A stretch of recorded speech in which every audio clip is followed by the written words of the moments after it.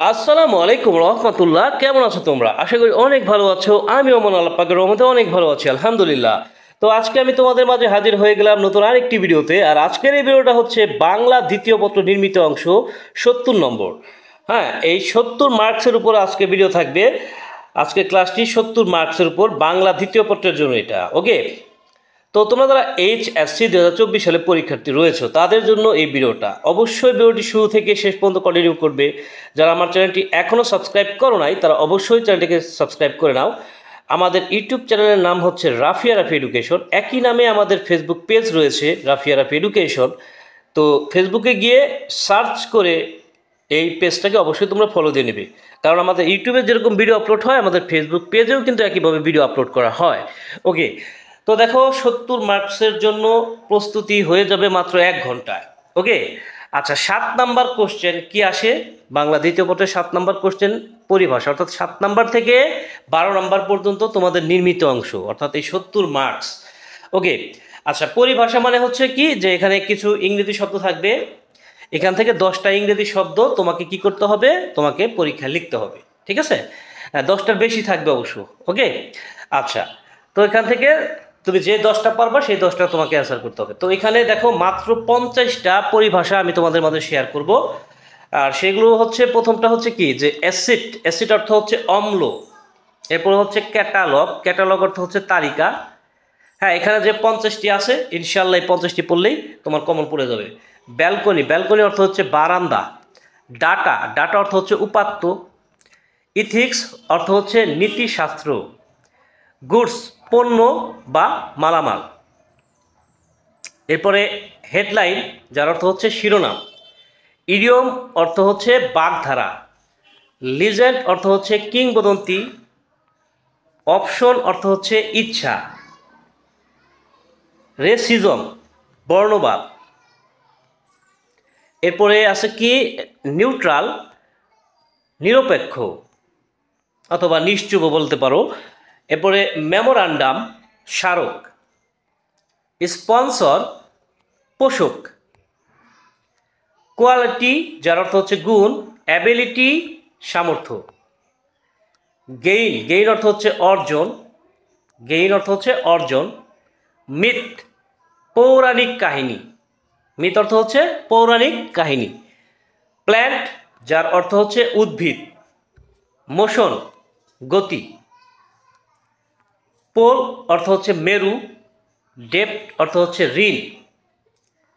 ডিডের অর্থ হচ্ছে দলিল। ডিড অর্থ দলিল।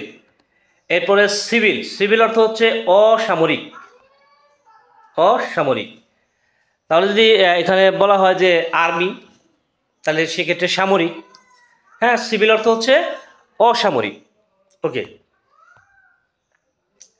আচ্ছা, এরপর দেখো যে ব্যালিট। ব্যালিট অর্থ হচ্ছে বৈধ। এরপর হচ্ছে গ্লোবাল। গ্লোবাল অর্থ হচ্ছে বৈশ্বিক। র্যাঙ্ক অর্থ হচ্ছে পদমর্যাদা। হাইজিন অর্থ হচ্ছে স্বাস্থ্যবিদ্যা। টোকেন অর্থ হচ্ছে প্রতীক। বায়োগ্রাফি অর্থ হচ্ছে জীবনী। আর যদি আসে বায়োডাটা তাহলে কি হবে? কমেন্টে জানায় দাও যে বায়োডাটা অর্থ কি। বায়োডাটা অর্থ কি সেটা কমেন্টে জানায় দাও। আচ্ছা, এরপর দেখো আই ওয়াশ। আই ওয়াশ অর্থ হচ্ছে ধোকা। কোয়াক অর্থ হচ্ছে হাতুড়ে। হাতুড়ে কি? রোগ নির্ণয়ে যে হাতড়ে মরে তাকে বলা হয় কোয়াক। ওথ অর্থ হচ্ছে শপথ। কার্টুন অর্থ হচ্ছে ব্যঙ্গচিত্র। ওয়ার ক্রাইম অর্থ হচ্ছে যুদ্ধপরাধ। গ্যালাক্সি অর্থ হচ্ছে ছায়াপথ। আপ টু ডেট হালনাগাদ। জাস্টিস। জাস্টিস অর্থ হচ্ছে বিচার। পোস্ট পেইড পরে প্রদত্ত। বুক পোস্ট অর্থ হচ্ছে খোলা ডাক। স্ট্যাম্প অর্থ হচ্ছে ডাক টিকিট। এমবার্গো অর্থ হচ্ছে নিষেধাজ্ঞা। রেশিও অর্থ হচ্ছে অনুপাত। কিওয়ার্ড অর্থ হচ্ছে মূল শব্দ। এরপর দেখো ডায়ালেক্ট অর্থ হচ্ছে উপভাষা। জেইল অর্থ হচ্ছে কারাগার। ফান্ডামেন্টাল অর্থ হচ্ছে মৌল। ইকুয়ালিটি অর্থ হচ্ছে সমতা।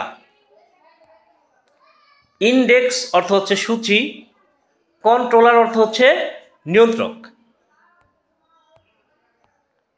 আচ্ছা, এখানে টোটালি 50টি ছিল পরিভাষা। আশা করি এই 50টি থেকে অবশ্যই ইনশাআল্লাহ তুমি 10টি কমন পেয়ে যাবে, আর 10টি কমন পেয়ে গেলে তুমি এখানে তোমার 10 মার্কস নিশ্চিত। ওকে, আচ্ছা, এরপরে এর বিকল্প হিসেবে আরো একটা কোশ্চেন আসে, কিন্তু সেটা হচ্ছে অনুবাদ। অনুবাদ আমি বলবো যে তোমরা অনুবাদ অ্যান্সার করবা না। যদি তুমি অনুবাদে দক্ষ না হয়ে থাকো তাহলে সেক্ষেত্রে তোমার অ্যান্সার না করাই ভালো। তুমি অবশ্যই পরিভাষাটাই অ্যান্সার করবা, ঠিক আছে?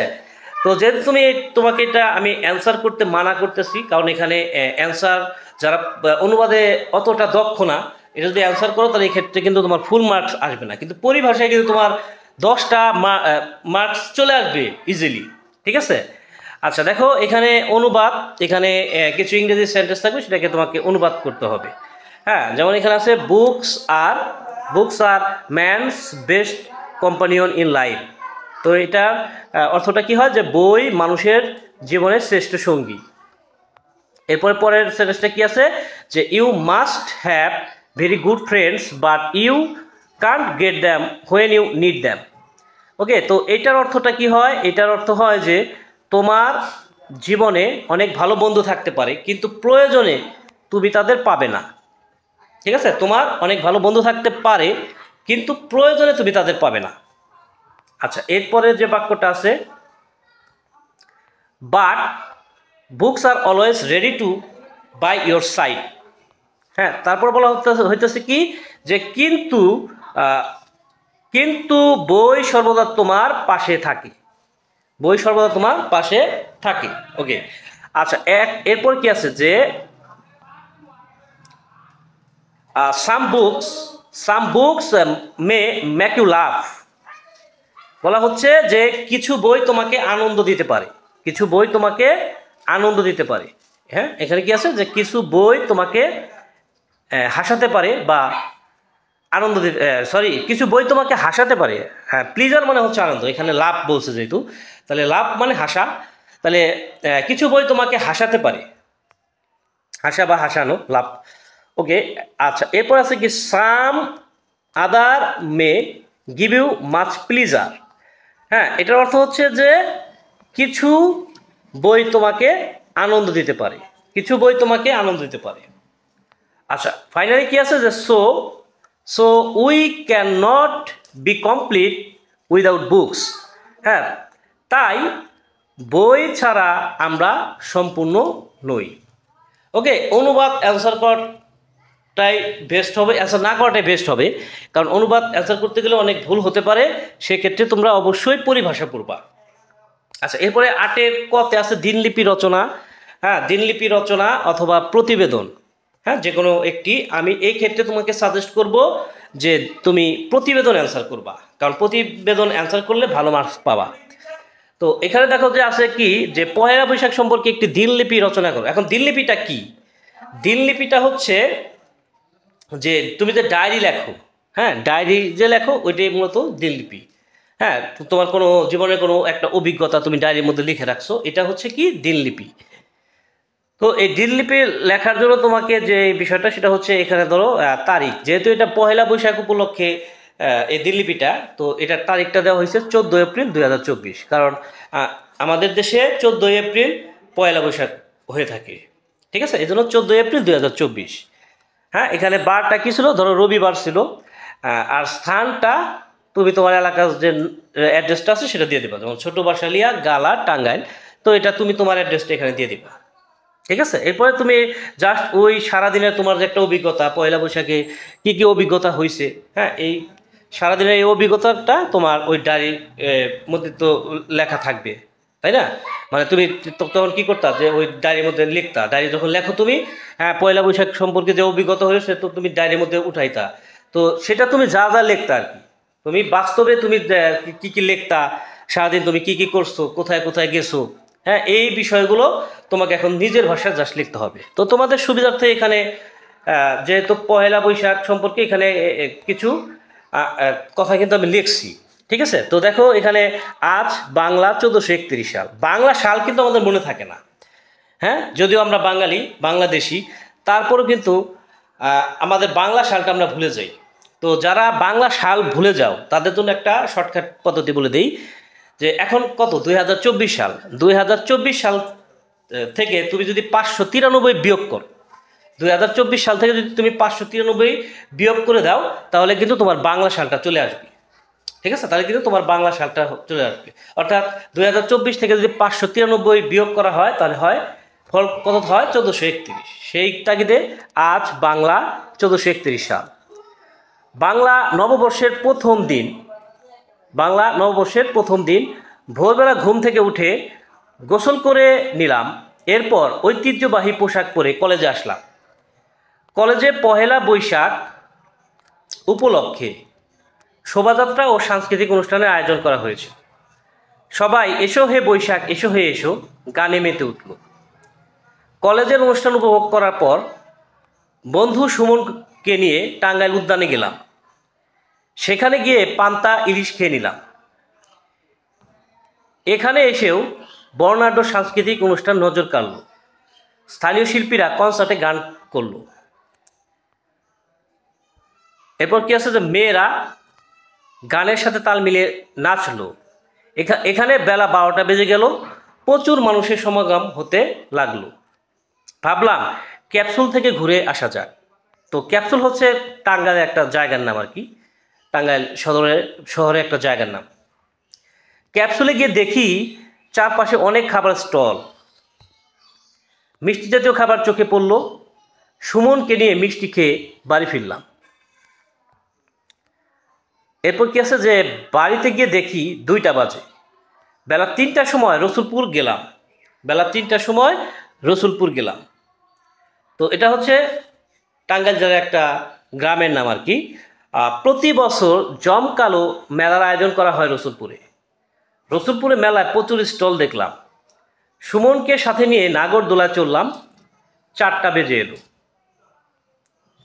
ভাবলাম স্টলগুলো ঘুরে দেখি। বাড়ির জন্য কিছু কেনাকাটা করলাম। ছোট বোনের জন্য কিছু কসমেটিক্স কিনলাম।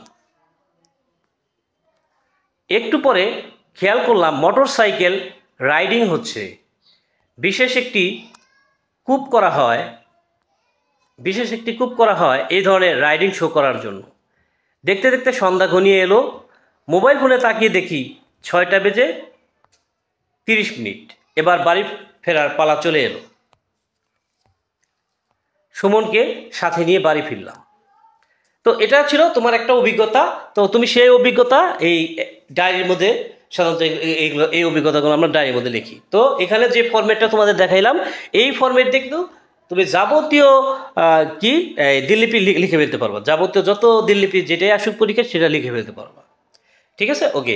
আচ্ছা, এর বিকল্প হিসেবে প্রতিবেদন আমি তোমাদের সাজেস্ট করবো যে প্রতিবেদন পরীক্ষা অ্যান্সার করার জন্য, ভালো মার্কস পাওয়ার জন্য প্রতিবেদন অ্যান্সার করাটাই বেস্ট। তো নর্মালি প্রতিবেদন 2 ধরনের হয়, একটা হচ্ছে প্রাতিষ্ঠানিক প্রতিবেদন আর একটা হচ্ছে সংবাদ প্রতিবেদন। তো প্রাতিষ্ঠানিক প্রতিবেদন লেখার নিয়ম একরকম, আর সংবাদ প্রতিবেদন লেখার নিয়ম আরেক রকম। তো প্রাতিষ্ঠানিক প্রতিবেদন লেখার জন্য তোমাকে প্রথমে কি দিতে হবে, তারিখ দিতে হবে। তুমি যেদিন এই প্রতিবেদনটা লিখতেছো সেদিনকার তারিখ দিবা। ঠিক আছে, কিন্তু যদি প্রতিবেদনের বিষয় হয় স্পেশাল কোনো দিন নিয়ে, তাহলে তারিখটা তোমার ওই রিলেটেড দিতে হবে। যেমন ধরো তুমি 21শে ফেব্রুয়ারি বা আন্তর্জাতিক মাতৃভাষা দিবস উপলক্ষে প্রতিবেদন লিখতেছো, তাহলে সেক্ষেত্রে কিন্তু তোমার ডেটটা হতে হবে 21শে ফেব্রুয়ারি 2024। ঠিক আছে, আর যদি সেটা কোনো দিবস রিলেটেড না হয়, তাহলে তুমি যেদিনকার লিখতেছো সেদিনকার তারিখ দিয়ে চলবে, নো প্রবলেম। আচ্ছা, এরপরে দেখো বরাবর অধ্যক্ষ, যার কাছে লিখতে বলা হয়েছে তার নামটা এখানে হবে। এখানে অধ্যক্ষর কথা বলতে পারে, বা এখানে প্রধান শিক্ষক বলতে পারে। তোমাদের ক্ষেত্রে ও অধ্যক্ষই বলবে। ঠিক আছে, অথবা জেলা প্রশাসক বলতে পারে। তো যার কাছে বলুক, প্রশ্নপত্রে জেনেই থাকুক, তার ওই পদবিটা বসায় দিবা। যেহেতু অধ্যক্ষ হয়েছে, তাহলে এখানে lion Nazrul Islam degree college তোমার কলেজের নাম বসায় দাও। আর কলেজটা কোথায়, টাঙ্গাইল, তোমার জেলার নাম বসায় দাও। বিষয় সড়ক দুর্ঘটনার শিরোনামে প্রতিবেদন। আচ্ছা, এখানে একটা সূত্র দিবা। এখানে এটা একটা ফর্মালিটিস, আর কিছুই না। তুমি হুবহু যদি এইটাই ব্যবহার করো, এটাও ব্যবহার করতে পারবা। ঠিক আছে, এটা একটা সূত্র, এটা একটা ফর্মালিটিস, এটা তেমন কিছুই না। এটা বোঝার জন্য তেমন কিছুই নাই। এখানে দেখো 3টা বর্ণ আছে, ল, ন, ক। তার মানে এখানে তোমার কলেজের প্রথম 3টা বর্ণ, তারপরে একটা সংখ্যা দিবা, এরকম অবলিক দিবা, তারপর সালটা বসায় দিবা। জনাব, যথাবিহিত সম্মান প্রদর্শন পূর্বক নিবেদন করছি এবং আশা করছি যে সড়ক দুর্ঘটনা শিরোনামে প্রতিবেদন আপনার অনুকূলে বিবেচিত হবে। বিনীত নিবেদক, এখানে তোমার নাম বসা দেবা, তারপর শ্রেণী লিখবা, রোল নাম্বার লিখবা, বিভাগ লিখবা। ঠিক আছে? আচ্ছা, এরপরে কি করতে হবে, যে তোমার যে প্রতিবেদনটা আছে সেই প্রতিবেদনটা তুমি তুলে দিবা। সড়ক দুর্ঘটনা একটি অভিশাপ, একটা টাইটেল দিতে হবে, একটা শিরোনাম দিতে হবে। তুমি একটা শিরোনাম দেবে, যেমন সড়ক দুর্ঘটনা একটি অভিশাপ। এরপরে এই সড়ক দুর্ঘটনার যে প্রতিবেদনটা সেটা তুমি লিখে দিবা যে বর্তমান প্রেক্ষাপটে সড়ক দুর্ঘটনা একটি সাধারণ বিষয়, এটি ধীরে ধীরে বেড়ে যাচ্ছে। প্রত্যেকেই জানে যে এটি একটি মারাত্মক উদ্বিগ্নতা, কিন্তু কেউ এটি সমাধানে এগিয়ে আসে না। প্রতিদিন দৈনন্দিনগুলো এই নিয়ে সংবাদ প্রচার করে। দৈনন্দিনগুলো মানে হচ্ছে কি, সংবাদপত্রগুলো এ নিয়ে সংবাদ প্রচার করে। সড়ক দুর্ঘটনা একটি জাতীয় বিষয়ই নয়, এটি একটি বৈশ্বিক বিষয়ও। এশিয়া মহাদেশ এতে জর্জরিত। তবে এ সমস্যা আমাদের দেশে এতটাই প্রকট যে আমরা সড়ক দুর্ঘটনা সামলাতে পারছি না। গতকাল টাঙ্গাইল বাইপাইল রোডে মারাত্মক একটি সড়ক দুর্ঘটনা ঘটে গেল। মুখোমুখি দুটি বাসের সংঘর্ষে এ ঘটনা ঘটেছিল। আব্দুল কাদের 42 এবং আকাশ 22, অর্থাৎ আব্দুল কাদের পরে যে 42 সংখ্যাটা দেখতে পাচ্ছ এটা তার বয়স, এবং আকাশের পরে যে সংখ্যাটা দেখতে পাচ্ছ এটা তার বয়স। তো আব্দুল কাদের 42 ও আকাশ 22 নামে দুইজন ব্যক্তি মারাত্মকভাবে জখম হয়ে হাসপাতালে নেওয়ার পূর্বে মারা যায়। 10 জন লোক মারাত্মকভাবে আহত ও বাকি যাত্রীগণ আহত হয়। এরা সবাই এখন টাঙ্গাইল সদর হাসপাতালে ভর্তি। এভাবে যদি সড়ক দুর্ঘটনা চলতেই থাকে তবে আমরা কোনো দিনই এই সমস্যা থেকে পরিত্রাণ পাব না। সংকীর্ণ রাস্তা ও আমাদের অসচেতনতা সড়ক দুর্ঘটনার জন্য দায়ী। গাড়ি চালকেরা তাদের ইচ্ছে মতো গাড়ি চালায়, তারা ট্রাফিক আইন মেনে চলে না। তাছাড়া রুটে যথেষ্ট ট্রাফিক পুলিশ নিয়োগ দেওয়া হচ্ছে না। সড়ক ব্যবস্থার উন্নতি না ঘটলে সড়ক দুর্ঘটনা কোনোদিনও এড়ানো যাবে না। তাই এই বিষয়টি সমাধানের জন্য কর্তৃপক্ষের দৃষ্টি আকর্ষণ করছি। তো তোমার প্রতিবেদন উপস্থাপন হয়ে গেল। এরপর তুমি কি করবা, যে প্রতিবেদনের নাম, তুমি যে নামে প্রতিবেদনটা করছো সেই নামটা দিয়ে দিবা। প্রতিবেদকের নাম, এখানে তুমি তোমার নামটা ব্যবহার করবা। প্রতিবেদনের তারিখ, কখন এটা করছো, কোন দিনে এই প্রতিবেদনটা তুমি লিখছো সেই তারিখটা বসায় দিবা। এরপর কি করতে হবে, প্রতিবেদনের সময়, কোন সময় করছো সেটা বসায় দিবা। এরপর তোমাকে খাম এঁকে দিতে হবে, সেভাবে তুমি খাম এঁকে দিবা। ঠিক আছে? খামের 2টা অংশ হয়ে থাকে, একটা হচ্ছে প্রেরক আর একটা হচ্ছে প্রাপক। তো প্রেরকের এই জায়গাটাতে তোমার নাম বসাই দিতে হবে। প্রেরকের জায়গায় তোমার নিজের নাম বসাই দিবা, তোমার ঠিকানা বসাই দিবা। আর প্রাপকের জায়গায় যে অধ্যক্ষের কাছে লেখা হলে তাহলে অধ্যক্ষের কি নাম সেই নামটা বসাই দিবা। ঠিক আছে?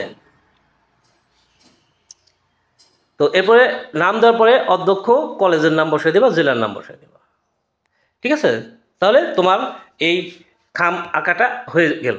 এবার আসি সংবাদপত্র প্রতিবেদন। সংবাদ প্রতিবেদনের জন্য এত ফর্মালিটিস নাই।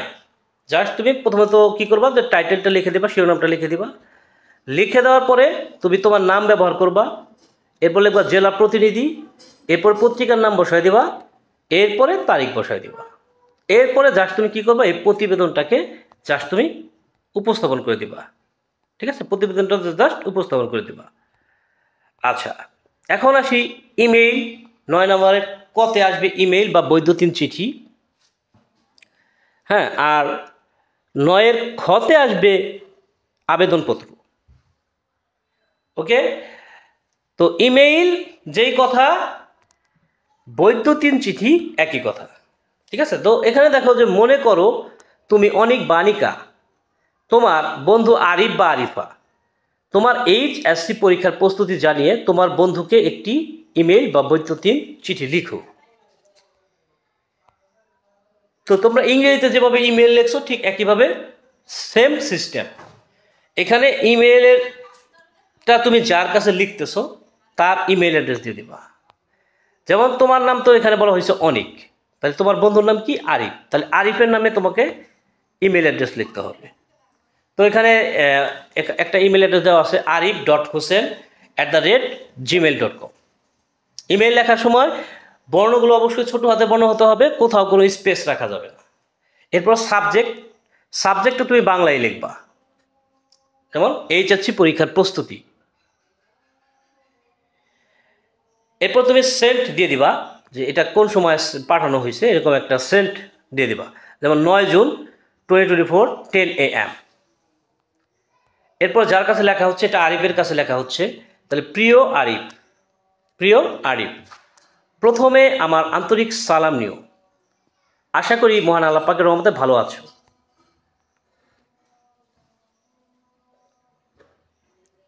আজানের জন্য একটু বিরতি নিচ্ছি।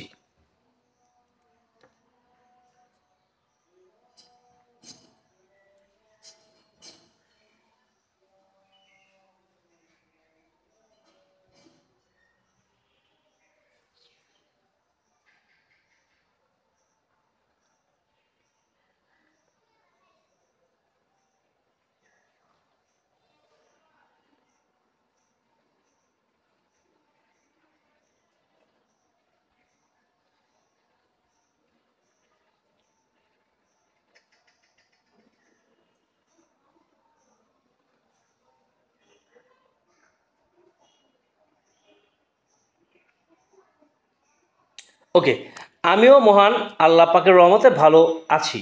যাই হোক, গত ইমেলে তুমি ড্যাশ সম্পর্কে জানতে চেয়েছিলে, অর্থাৎ তোমার বন্ধু তোমার কাছে কি সম্পর্কে জানতে চেয়েছিল সেই বিষয়টা লিখে দেবে। অর্থাৎ যেটা পরীক্ষায় আসছে, তোমার বন্ধু তোমার কাছে যে বিষয়ে জানতে চাইছে, হ্যাঁ, সেই বিষয়টা লিখে দিবা।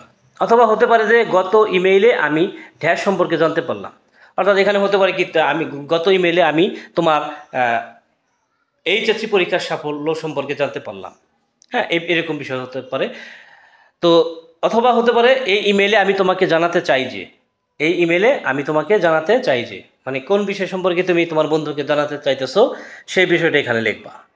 ঠিক আছে, এই ইমেলে আমি তোমাকে জানাতে চাই যে, সাধারণত দাওয়াতের কোনো বিষয় হলে, যেমন বড় বোনের বিয়ে উপলক্ষে দাওয়াত, যদি এরকম হয় তাহলে সেক্ষেত্রে এই ইমেলে আমি তোমাকে জানাতে চাই যে, এরকম কথা লিখে তারপরে সেই বিষয়টা তুমি তাকে জানাবা। এই বিষয়ে এখন তোমাকে কিছু কথা লিখতে বসলাম।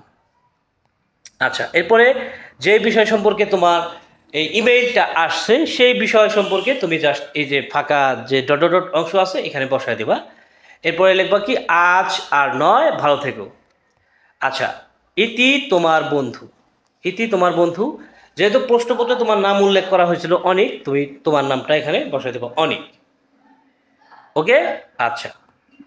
এরপর আসি 9 খ, আবেদনপত্র বা চাকরির আবেদনপত্র।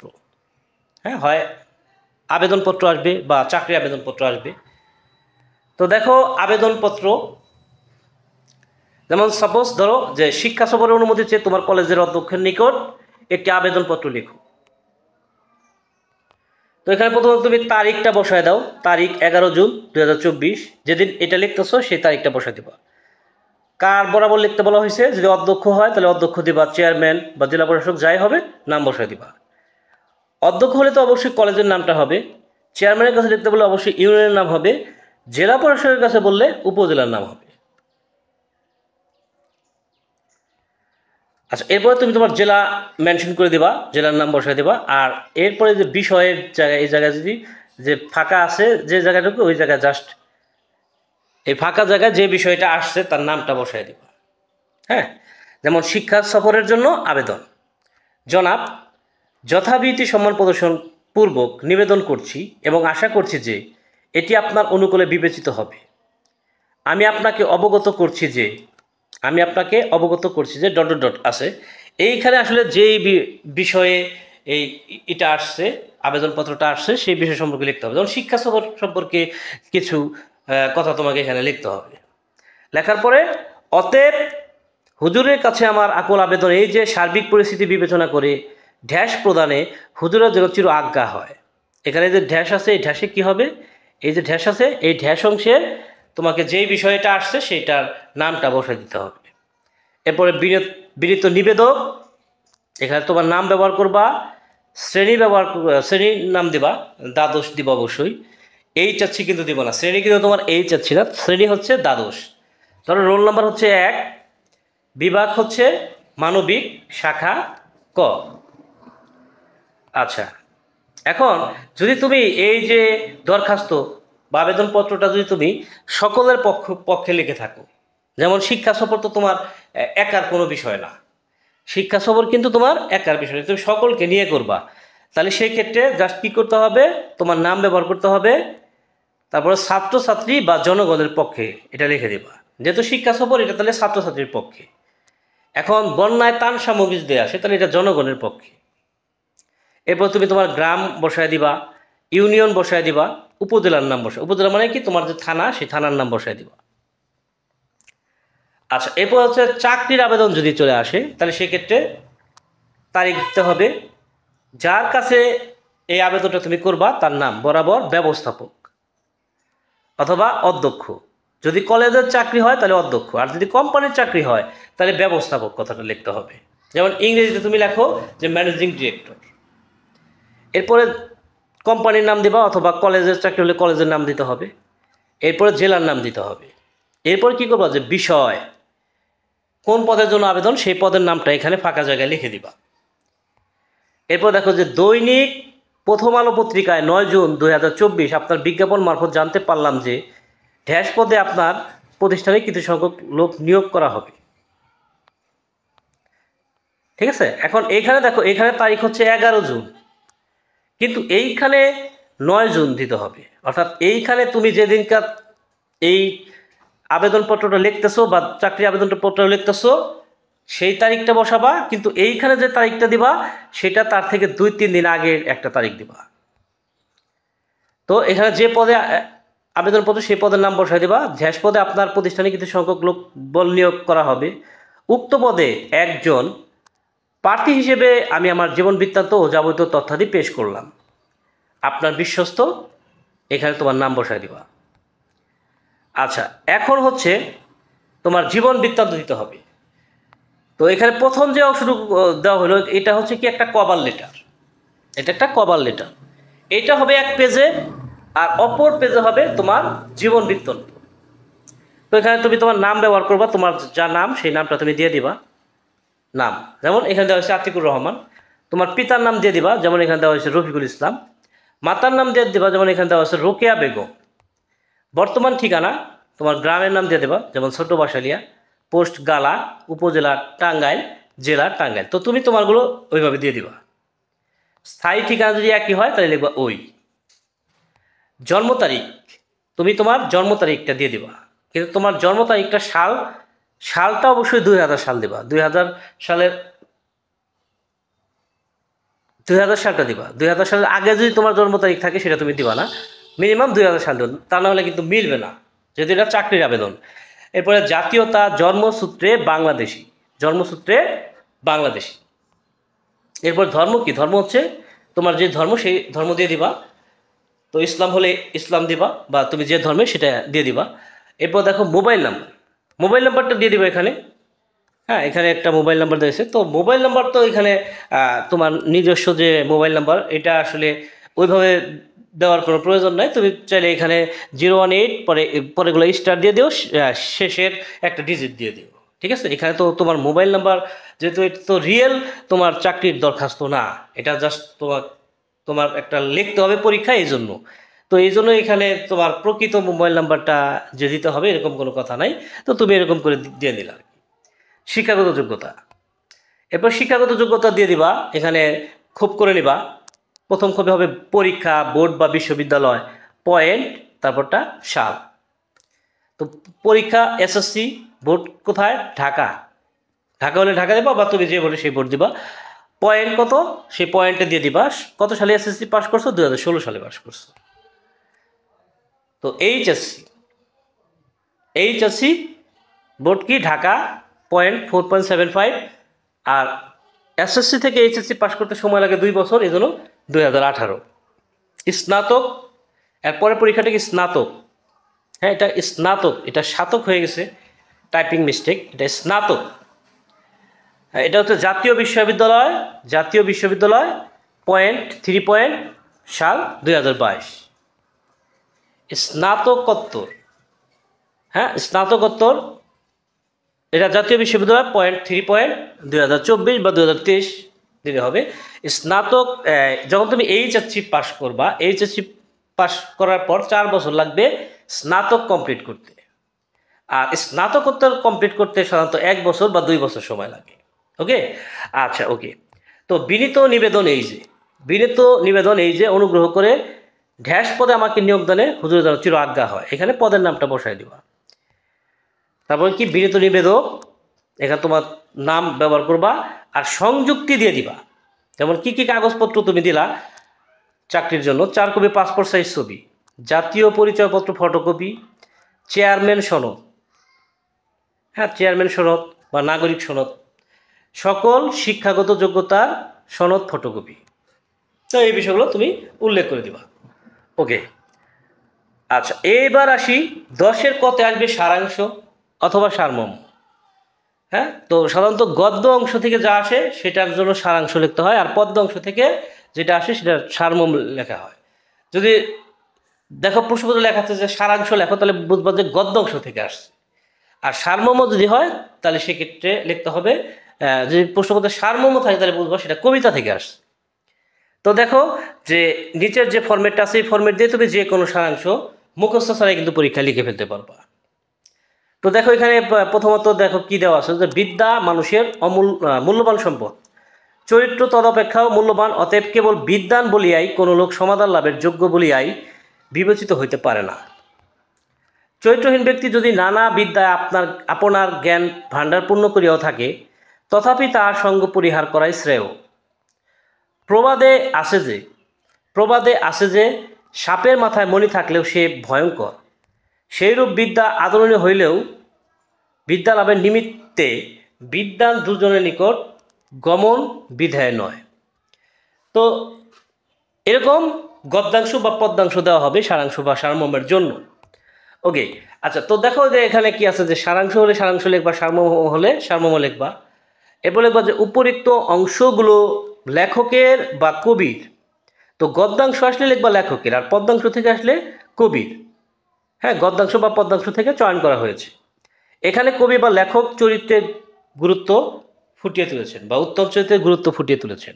আসলে যে বিষয়ে এটা আসছে সেটা আসলে এটা আসলে কি সম্পর্কে, এটা পড়ে তুমি কি বুঝলে, এই উদ্ভিদটুকু যে আছে এটা পড়ে তুমি কি বুঝলা, এটা কার সম্পর্কে বলা হয়েছে, কার গুরুত্ব সম্পর্কে বলা হয়েছে, সেটা তোমাকে লিখতে হবে। এরপরে এই পুরাই থেকে একটা সেন্টেন্স তুমি বাছাই করবা যে এই ক্ষেত্রে আসলে একটা বাক্য কি হতে পারে।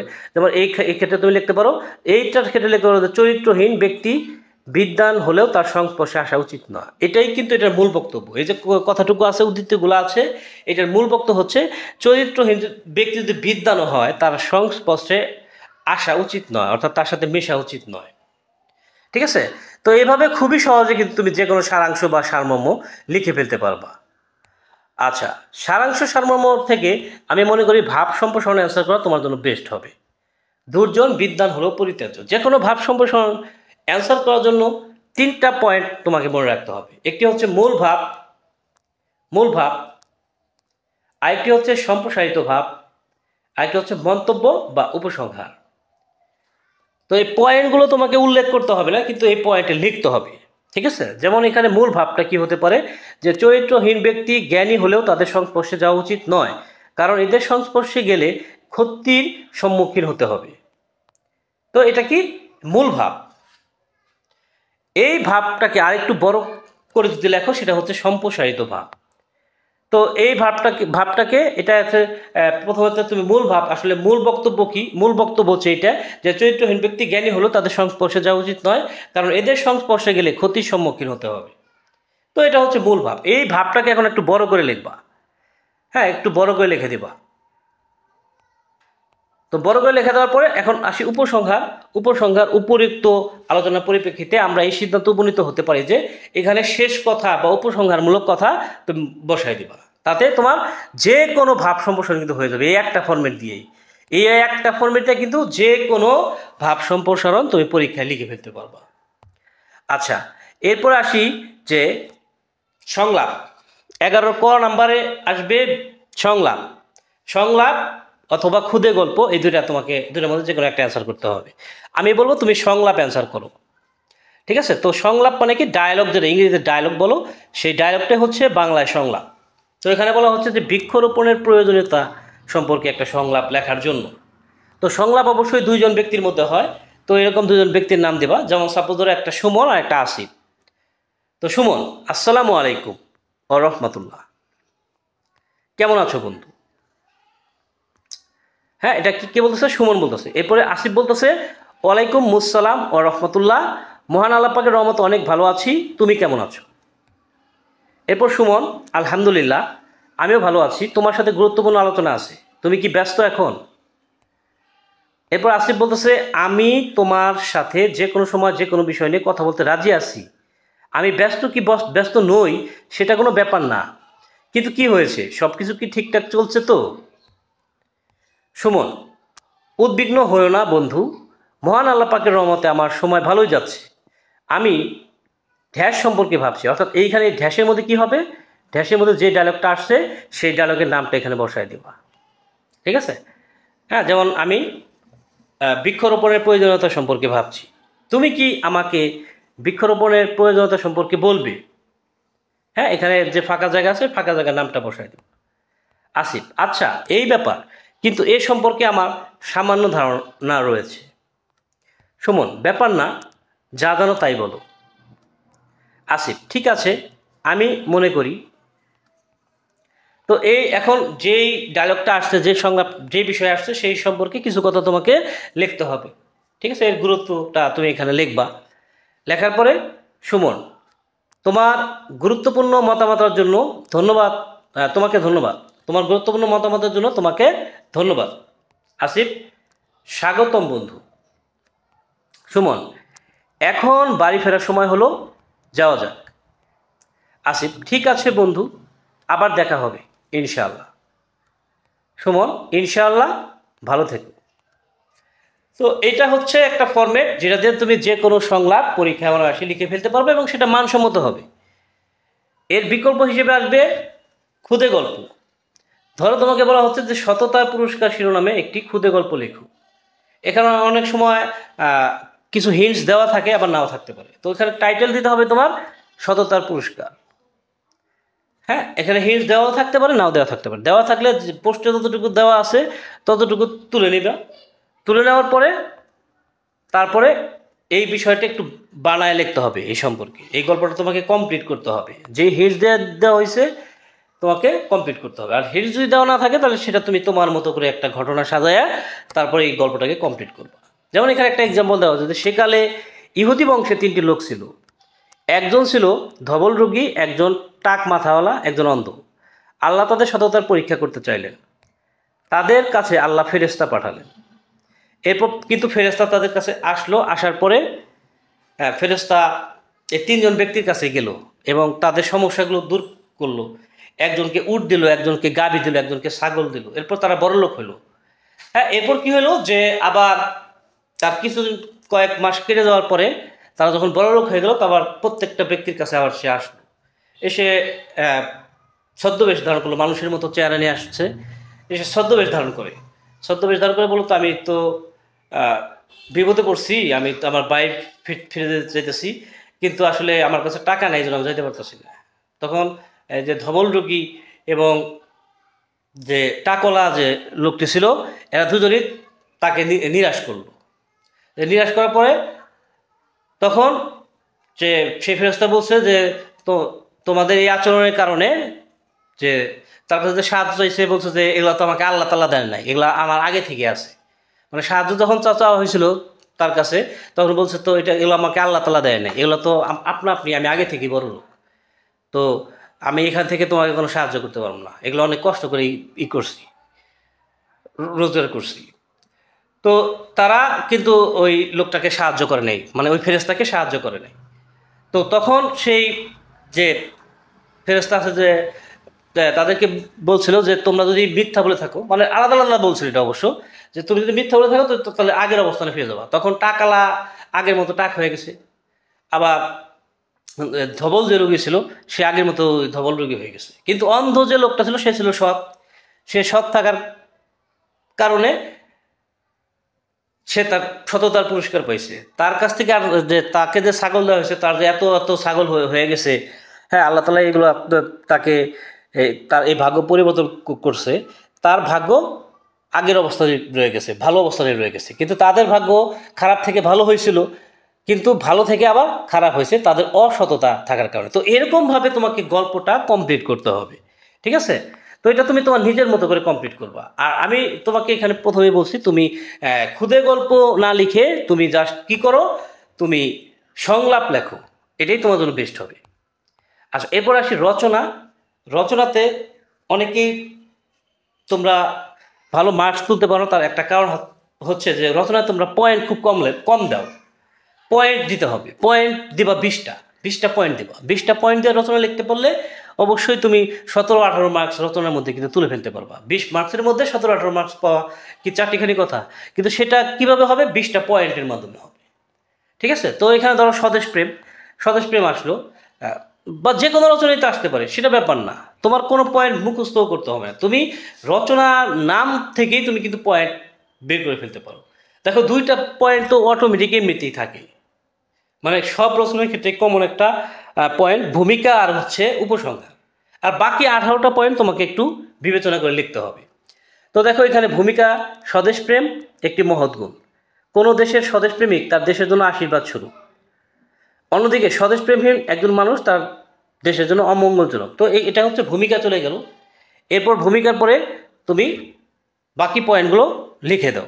যেমন এখানে স্বদেশপ্রেমের ক্ষেত্রে স্বদেশপ্রেম এটা একটা পয়েন্ট হতে পারে, স্বদেশপ্রেমের পটভূমি একটা পয়েন্ট হতে পারে, স্বদেশপ্রেমের দৃষ্টান্ত এটা একটা পয়েন্ট হতে পারে, স্বদেশপ্রেমের বৈশিষ্ট্য একটা পয়েন্ট হতে পারে, প্রকৃত স্বদেশপ্রেমিক একটা পয়েন্ট হতে পারে। এরপরে স্বদেশপ্রেমের গুরুত্ব এটা একটা পয়েন্ট। এরপরে ইসলামের দৃষ্টিতে স্বদেশপ্রেম এটা একটা পয়েন্ট। অন্যান্য ধর্মে স্বদেশপ্রেম, হ্যাঁ শুধুমাত্র আমাদের ইসলাম ধর্মে যে স্বদেশ প্রেমের গুরুত্ব আছে তা তো না, অন্যান্য ধর্ম কিন্তু স্বদেশ প্রেমের বিরুদ্ধে যায় নাই। তাহলে সেক্ষেত্রে অন্যান্য ধর্মে স্বদেশ প্রেম।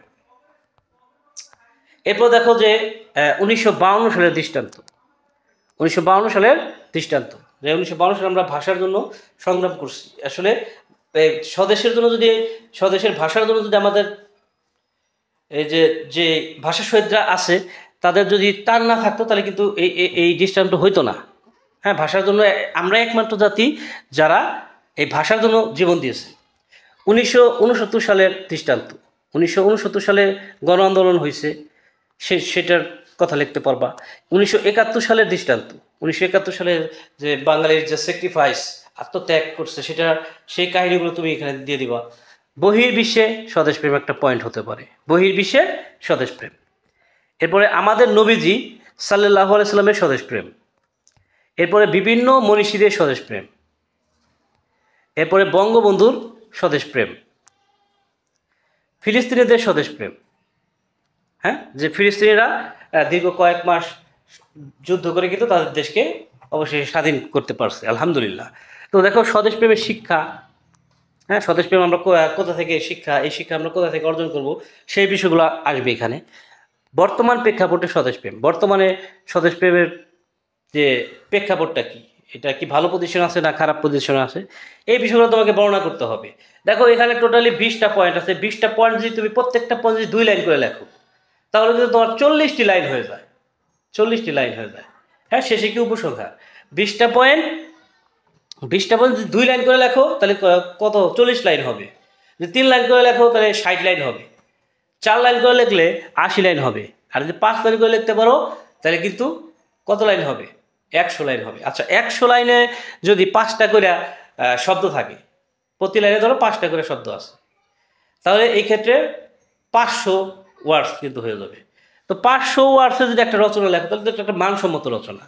তো এইভাবে তোমাকে 20টা পয়েন্ট দিয়ে, হ্যাঁ পয়েন্ট তোমার মুখস্থ করার প্রয়োজন নাই, তোমার যে বিষয়ের রচনাটা আসবে সেই বিষয়ে তোমার ধারণার উপরেই তুমি এই পয়েন্টগুলো বানায় দিবা, ঠিক আছে? তো এই ছিল আজকের আলোচনা। আজকের আলোচনায় আমি তোমাদেরকে একদম প্র্যাকটিক্যালি দেখিয়ে দিলাম যে কিভাবে তুমি খাতার মধ্যে প্রেজেন্টেশন করলে হ্যাঁ, কিভাবে বাংলা দ্বিতীয় পত্র নির্মিত অংশ লিখলে তুমি ভালো মার্কস তুলে ফেলতে পারবা, এটার একটা দিক নির্দেশনা দিলাম ইনশাল্লাহ। তো আশা করি এই অনুযায়ী যদি তুমি পরীক্ষায় প্রেজেন্টেশন করো তাহলে অবশ্যই 100% তুমি বাংলা দ্বিতীয় পত্র নির্মিত অংশে ভালো করতে পারবা। তো এই ছিল আজকের আলোচনা। আগামীতে তোমাদের জন্য আরেকটা ভিডিও আসছে বাংলা দ্বিতীয় পত্র, সেটা হচ্ছে যে ব্যাকরণ অংশে তুমি কিভাবে 30 মার্কস কনফার্ম করতে পারবা। হ্যাঁ, কারণ 70 মার্কস তো নির্মিতি আর 30 মার্কস হচ্ছে ব্যাকরণ, সেটাও কিভাবে কনফার্ম করবা শর্টকাট ওয়েতে আমি সেটা আলোচনা করব। তো আজকে বিদায় নিচ্ছি, সবাই ভালো থাকবে, সুস্থ থাকবে, সুন্দর থাকবে। টাটা, আসসালামু আলাইকুম রহমতুল্লাহ।